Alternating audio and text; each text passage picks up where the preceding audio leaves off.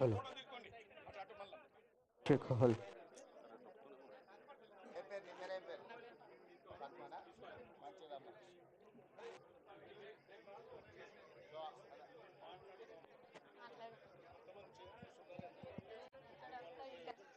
చెప్పండి చెప్పండి చెప్పండి మైక్ ఉంది కదా మాట్లాడు.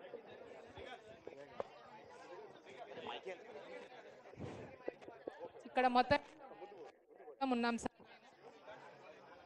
ఇక్కడ 29 నీ మంది. పేరేం పేరమ్మా? నీ పేరు నా చెప్పి పేరు చెప్పు. వచ్చేసి ఉడతనూరి అలివేల సార్. అలివేలు. అవును సార్. ఆ, ఇక్కడ 29 మంది రైతులం ఉన్నాం సార్. మేము చేసిన వాళ్ళము.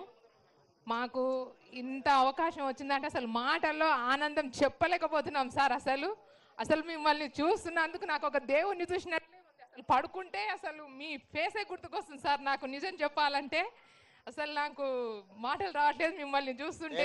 ఏం చదువుకున్నావు మనం? డిగ్రీ అయిపోయింది. డిగ్రీ చదువుకున్నావు. మన చెంచుగూడలలో డిగ్రీ చదువుకొని ఇది ఉన్న వాళ్ళు ఉన్నారు.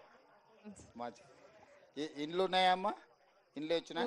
ఇల్లు లేదు సార్. నేను ఓకే, శ్రీనివాస్ రెడ్డి సార్ ఈయనే ఉన్నాడు. మీకు అందరికి ఓకే సార్. ప్రత్యేకంగా ఇండ్లు ఇస్తాడు. మళ్ళీ ఒకసారి వస్తాడు. మీ అందరి గూడాల మన చెంచులందరికీ ఇస్తున్నాం. అదే సపరేట్ స్కీమ్ వాళ్ళకి ఇండ్లు ఇస్తాం. ఇప్పుడు ఎన్ని ఎకరాలు వేసుకున్నారు మొత్తం? 29 మంది రైతుల ఎన్ని ఎకరాలు అయింది ఇప్పుడు? ఇది ఎకరన్నారా అంటే దాదాపుగా 45 ఎకరాలు ఉన్నది. మంచిగా నీళ్ళన్నీ మంచిగా పడ్డాయి కదా? పడ్డాయి సార్. తోట ఏమేమి తోట పెట్టారు? నిమ్మ, ఆవకాడ. ఓ ఆవకాడ పెట్టిరా? దానిమ్మ కూడా పెట్టిరా? కొబ్బరి కూడా సార్. ఓకే, మరి మంచిగా బతికించుకోవాలి. బట్టి విక్రమార్క సార్ బాగా ఆలోచించి మీకు గారు, మా కలెక్టర్ సార్ గారు, మా కమిషనర్ శరత్ సార్ గారు, మా పిఓ సార్ గారు, వీరందరి ఆధ్వర్యంలో మాకు ఇంత ముందుకు తీసుకెళ్ళి మమ్మల్ని ఇంత అభివృద్ధి పరుస్తున్నందుకు మాకు చాలా చాలా సంతోషంగా ఉంది. అసలు సార్ వాళ్ళందరూ ఇక్కడికి వచ్చేస్తుంటే ఏం చేస్తారు అనేది ఆలోచన ఉండిపోయింది. సార్ వాళ్ళు వచ్చేసి ఇక్కడ ల్యాండ్ భూములు చూడడము, వచ్చి హార్టికల్చర్ వాళ్ళు వచ్చి భూమి చూసి మాకు బోర్లు వేయడము, తర్వాత మొక్కలు నాటించడం, సోలార్ ఫిట్టింగ్ చేయడం, డ్రిప్స్ ఇవ్వడం, స్ప్రింకర్లు ఇవ్వడం, ఇవన్నీ జరిగినాయి సార్. అసలు ఆర్టికల్ వాళ్ళు ముందుండి వాళ్ళు మమ్మల్ని కూడా చాలా మోటివేట్ చేయడం, ట్రైనింగ్స్ తీసుకెళ్ళడం, మొక్కలు ఎలా అంటుకట్టుకోవాలి, ఎంత లోతు గుంత తవ్వాలి, మనం దానికి పురుగు పట్టినప్పుడు ఏ మందులు వేసుకోవాలి, వాడుకోవాలి అనే దానిపైన మాకు హార్టికల్చర్ వాళ్ళు చాలా బాగా చెప్పడం జరిగింది సార్. కానీ ముందుండి మా ఎమ్మెల్యే సార్ గారు, మా కలెక్టర్ సార్ గారు, మా కమిషనర్ సార్ గారు, మా పిఓ సార్ గారు లేకుంటే మేము లేము సార్. అసలు వాళ్ళందరికీ ఇప్పుడు నువ్వు నేర్చుకున్నావు కదా, నువ్వు ఇంకా కొన్ని గూడాలలో పోయి ట్రైనింగ్ చేయడానికి సిద్ధంగా ఉన్నావా? ఎందుకంటే ఇప్పుడు నువ్వు నేర్చుకున్నావు కదా, నువ్వు నేర్చుకున్నది ఇంకా కొన్ని గూడాలలో మన రైతులకు నేర్పాలి. ఇది ఎందుకంటే మనోళ్ళకు సోలారు ఎట్లా పెట్టుకోవాలా, పండ్ల తోటలు అందరం మనము ఒకటే పంట పండించేది, ఒడ్లో పత్తో పండించేది అయింది. కానీ దీంట్లో ఒక్కసారి పంట వస్తే బాగా ఆదాయం వస్తుంది. ఇప్పుడు సార్ మీకు పెట్టించిన అవకాడ కానీ, మ్యాంగో కానీ, నిమ్మ కానీ, దానిమ్మ కానీ, మంచి బత్తాయి కానీ మంచి ఆదాయం పెరిగేది.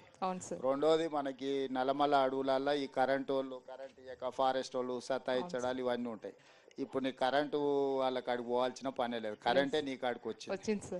అవునా? సోలార్ పెట్టుకునేందుకు అది మంచిది. అందుకోసం అయితే పొయ్యే కొద్దీ మా సార్కి ఏం చెప్పిన అంటే, ఇప్పుడు మీరు సోలార్ ఏదైతే పెట్టుకుంటారో పంపు సెట్లలో, మీ పంపులకే కాకుండా మీరు విద్యుత్ ఉత్పత్తి చేసి గవర్నమెంట్కి అమ్ముకుంటే నెలకు 2000 3000 మీకు ఆడపిల్లలకి చేతి ఖర్చులకు వచ్చేటట్టు ప్యానెల్స్ వేయించమని కూడా చెప్పిన నేను.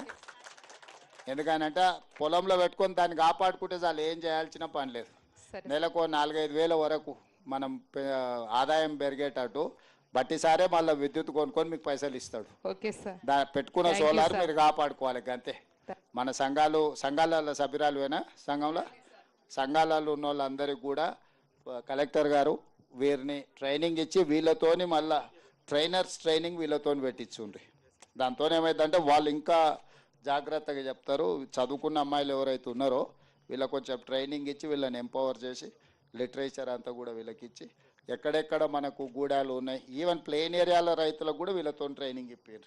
ఎందుకంటే వాళ్ళ సంఘాలలో కూడా సభ్యులు, ఆ సంఘాల సభ్యులు అందరు కూడా అవగాహన కల్పిస్తే వాళ్ళ భూములలో కూడా పెట్టుకుంటారు. వాళ్ళకు ఒకటి, వాళ్ళ భూమిలో సోలార్ పంపు సెట్ పెట్టుకుంటే కరెంట్ వచ్చిందా పోయిందా ఈ పంచాయతీ ఉండదు. రెండోది, ఆ సోలార్ వాళ్ళ వ్యవసాయానికి సరిపోగా మిగిలిన విద్యుత్ ఉత్పత్తి చేస్తే ప్రభుత్వమే కొనుక్కుంటుంది. ప్రభుత్వం కొనుక్కొని వాళ్ళకి నెల నెల పైసలు ఇచ్చే ఏర్పాటు చేపిద్దాం. అప్పుడు ఏమవుతుందంటే పిల్లల చదువులకు, ఇంటి ఖర్చులకు, ఇంకా ఇంటి ఆయన మీద ఆధారపడకుండా చక్కగా వాళ్ళ పేరు మీదనే ఖాతా తెరవాలి. బటన్ మహిళల పేరు మీదనే ఖాతా తెరిచి వాళ్ళ ఖాతాలకే పైసలు పోయేటట్టు చూడాలి. మళ్ళీ ఇంటి ఆయన చేతిలోకి పోతే బెల్ట్ షాప్కి పోతాయి. Okay sir. అంతేనా? Okay sir. అంతేకాదు, మీకే ఖాతా తెరిపించి మీ ఖాతాలని వేసేటట్టు సోలార్ పంప్ సెట్లు పెట్టుకొని వ్యవసాయానికి బాగా. మన అచ్చంపేట నియోజకవర్గంలో నా సొంతూరు ఇన్నే తెలుసు కదా, తెలుసు సార్. మా అక్కడ పోయి అవునా, అదే అందుకే వచ్చినా కదా. అందుకే మన అచ్చంపేటల డాక్టర్ గారు మొత్తం కాన్స్టిట్యున్సీలో మొత్తం వ్యవసాయ పంపు సెట్లు అన్ని కరెంటు తీసేసి సోలార్ పంప్ సెట్లు పెట్టడానికి అన్ని ఇప్పిస్తా. ఒక్క రూపాయి కూడా మీరు పెట్టాల్సిన పని లేదు. 100% ఉచితంగా బట్టి సార్కి చెప్పి మీకు అన్ని పంపు సెట్లు ఇప్పిస్తాం. ఎన్ని నీ నియోజకవర్గంలో పంపు సెట్లు ఉన్నాయో లెక్కది. అందరికీ 5 HP 7.5 HP ఈ 2 పంపు సెట్లు ఎట్లు ఇవ్వాలనో ఇచ్చి వాళ్ళకు విద్యుత్ వాడుకోవడమే కాకుండా ఆదాయం వచ్చేటట్టు చేపిస్తా. అంటే ఆ సోలార్ ప్యానెల్స్ కాపాడుకుంటే వాళ్ళు నెలకు 4-5 వేలు, 3 వేల నుంచి 5 వేల వరకు ఆదాయం వచ్చేటట్టు చేసినాం అనుకో, పరోక్షంగా వాళ్ళకి ఆదాయం కూడా ఉంటుంది. ఆడపిల్లలు 1 గంట సేపు అట్లా చూసుకొచ్చుకుంటే పిల్లలు స్కూల్కి పోయేటోడు కూడా 1 గంట వచ్చి ఇట్లా చూసుకొని పోయినా కూడా లెక్క తేలుతుంది. కాబట్టి మొత్తం లెక్క తీసుకొని దగ్గర ఎంతమంది ఉన్నారు కలెక్టర్ గారు, అచ్చంపేట మొత్తానికి పిఓలు ఎవరున్నారు, శరత్ ఇప్పుడు ఎన్ని ఉన్నాయో ఎలక్ట్రిసిటీ డిపార్ట్మెంట్ వాళ్ళని పిలుచుకొని కూర్చొని కలెక్టర్ గారు మీరు ఇతర అధికారులు కూర్చొని మొత్తం అచ్చంపేట నియోజకవర్గాన్ని దేశానికి ఒక మోడల్ నియోజకవర్గంగా తీర్చిదిద్దుదాం. అన్ని పంపు సెట్లు, కరెంటు పంపు సెట్లు అన్నీ తీసి అదర్ దాన్ ఎస్టీస్ మొత్తం నియోజకవర్గం, నాట్ ఓన్లీ ఎస్టీస్. ఇది నా సొంత ఊరు, నా సొంత ప్రాంతం. ఈ నియోజకవర్గంలో ఏ ఒక్క రైతు కూడా ఇంకా కరెంట్ వచ్చింది, కరెంట్ పోయింది, కరెంటు తీగలు బాగున్నాయా బాగాలేవా, ట్రాన్స్ఫార్మర్ కాలిపోతే అచ్చంపేట కేసుకప్ప, కలకుర్తి కేసుకప్ప, ట్రాక్టర్ తీసుకురా ఈ పంచాయతీ